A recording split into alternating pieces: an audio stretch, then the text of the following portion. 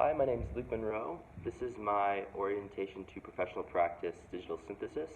I'm just basically going to cover the four competencies that we discussed in class, and I broke them down into my insights, so basically what I learned, what I thought about them, evidence as to how I've developed my strengths, what I'm good at for them, and then other areas to develop in the future for my teaching or in education. So the first competency that I want to look at is competency one, so to act as a professional inheritor, critic, and interpreter of knowledge or culture when teaching students.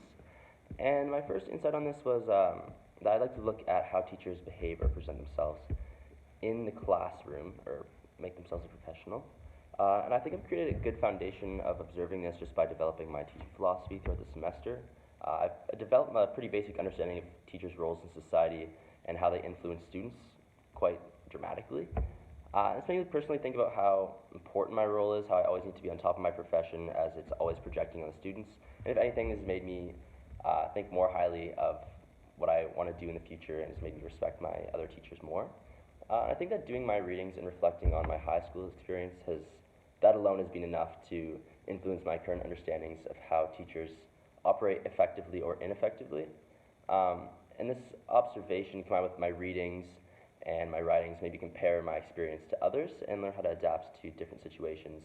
And I feel like I'm just developing a skill of awareness almost. And some evidence just to support this idea is that at New Horizons, at the adult ed school, they had very open-minded teachers and they created a very open and supportive class that was very contrary to how my least favorite teacher in high school operated. She was very textbook driven, not collaborative. Everyone sat in their own seats, no one talked. And it was just a very stern way to deal with students that weren't misbehaving. And I found that at New Horizons, one of the teachers discussed that their climate was off in the school. They had a lot of misbehaved students, so they told them they have to leave or they have to act better. So it kind of improved the whole vibe of the class and the school. I also think that this relates to Teacher Man, as he was very laid back and he gave the students cool activities and stories and created discussions. And I found that in this class, the discussions helped me learn a lot. At least in the class, people stayed awake for the 7 to 10s, and we actually remembered and talked about the content even just like on the way home to our buildings. Some of my strengths with this, I feel like I'm very open-minded and adaptable to every situation, which through the readings and what I've read has proven to be a good strength to have for teaching. I feel like I'm very good at creating an environment that is good for all students. I feel like I'm very observant to what people like or dislike, and I'm very open to criticism as well if my future students like to tell me how to improve. And I also looked at, in the textbook, some 8 characteristics of an effective teacher, and that they were empathy, respect for students, flexibility, self-care, patience, a sense of humor, collegiality, and high energy level. And I feel like I reflect most of these, even though they don't really pertain to the actual teaching of the content, but more of how you are as a person. And I feel like how you are as a person is really a reflection of your development to be a professional inheritor and a critic and interpreting different knowledge in this situation. And yeah, and some areas to develop in the future is that I'm worried that I'm not going to have experience with something and then I won't be able to handle it properly, but obviously that'll come as I teach more and more. And my approach to subject matter I feel like is undeveloped compared to my philosophy, I guess, or how I want to behave as a person. Just because I've channeled my energy in how to react to students rather than teach. So I'd like to learn how to creatively associate my subject matter into my lessons, although teachers are more than just a teacher to students. So the second competency that I'd like to discuss is the second one. So to communicate clearly in the language of instruction, both orally and in writing, using correct grammar and various contexts related to teaching. So the first thing I thought about this was that we learned a lot of new vocabulary through the readings and discussions, and they're mostly common sense after they're explained, but they make a big difference when effectively communicating your thoughts in a professional manner to your classmates or your teacher. And I feel like it's important to be able to make the connections to a proper vocabulary so you don't offend anyone, you don't degrade anyone, and you can talk about things more specifically. I think communicating orally isn't just about what words you use, but how you use them or how you express them.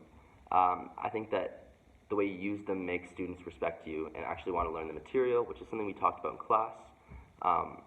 If it's communicated harshly, even with clarity, students still won't want to participate. They should feel comfortable so that they will want to participate. And I think that using appropriate language connects to how relatable you are. You don't want to seem like superior to your students, and you don't want to seem inferior to maybe their parents during parent-teacher interviews. You just have to adapt as a person when you talk to different people, and you need to be real. And I think this is helping me develop the skill of explaining and being comfortable expressing my ideas or others' ideas which pertains to lessons. And just some evidence to support my insights is that a lot of the class discussions we did, even though it was a different structure for me for classes, those discussions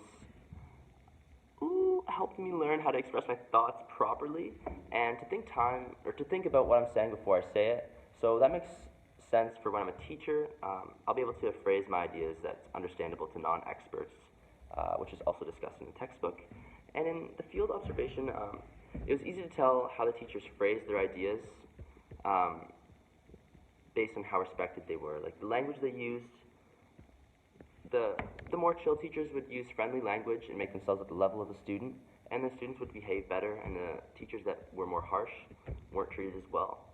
And I think that one of my strengths is that I'm able to communicate myself with effective emotion. I can talk to a lot of people with no problem. I can get down to their level or up to it. I think this will help in the future when I'm explaining things to different types of students as I can pertain to their strengths. And I think that your language can make you be adaptable and approachable as well. I've just never dealt with students that are younger than me, like a lot younger than me, so that's an area that I'd like to further develop. I'd like to learn to be more concise as well, as I spend too much time on assignments. I usually write too much, and this lack of conciseness makes it harder to understand in my writing and even in this video maybe. And I've worked all semester on making my summary shorter, so it's easier for me, easier for the one that's reading it, and hopefully that'll reflect in my students as well after I've practiced this.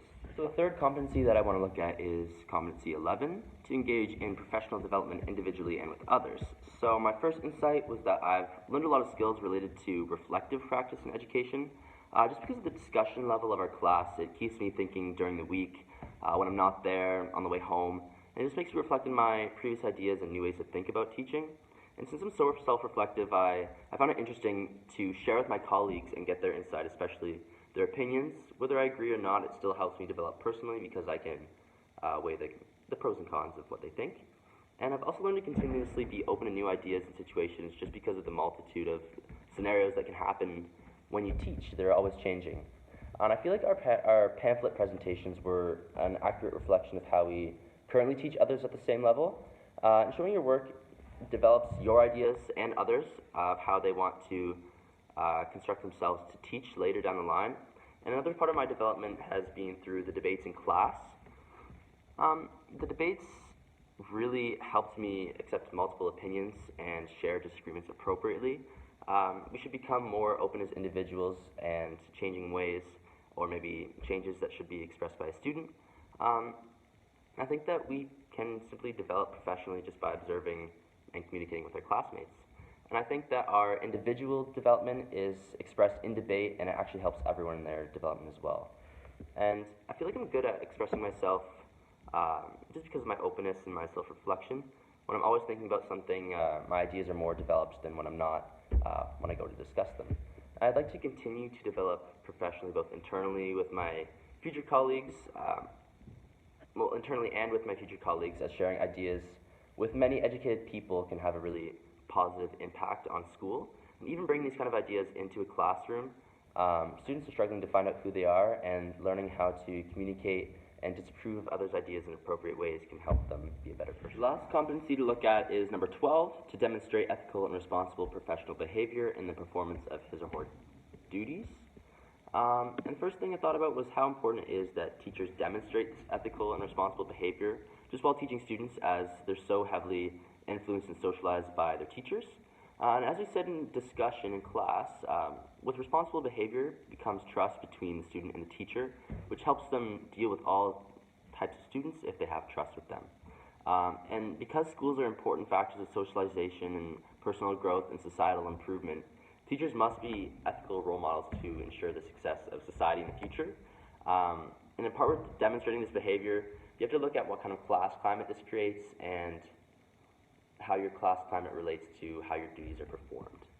And just some evidence to back this up is that in Chapter 5 we talked about how schools and teachers now focus on pro-social values that help each individual student succeed, so whether that be ones with disabilities or different genders, races, different ages, basically anything, we want students to succeed. And in my research essay, I discussed the decline of mental health in students and how supportive environments can improve this and how role models can help us as well. You have to have reasonable behavior to all types of students, and you have to have the morals to treat each one with respect so it can be reflected to you and that so you can gain the trust. I think that in class observations at Galt, one teacher wasn't controlling the class very well because she didn't create a good climate and her class wasn't democratic. So I think her responsibility wasn't very well achieved. She just didn't gain the respect of the students and didn't behave as a professional as much as the other teacher did, I think. And I think that this also relates to Teacher Man when he gets fired from multiple jobs because of a lack of professionalism at some points. This just shows the importance of this competency because it can get us in trouble one day. And I like to think that I have good ethics just because of my openness and my responsiveness and how I deal with tough situations. But apart from modeling this behavior in front of the class, I think it's important for teachers to provide the extra support and take responsibility for improving the life of their students, whether that be by observing them and approaching them about issues in work or school at home. And I also think that it's important to keep developing your ethics and to keep conversing with coworkers or other classmates just because it further improves or changes your ideas. I think that this will make teachers have an alike view so that students can be educated in a similar way that sets them up for future success and maturity as a person.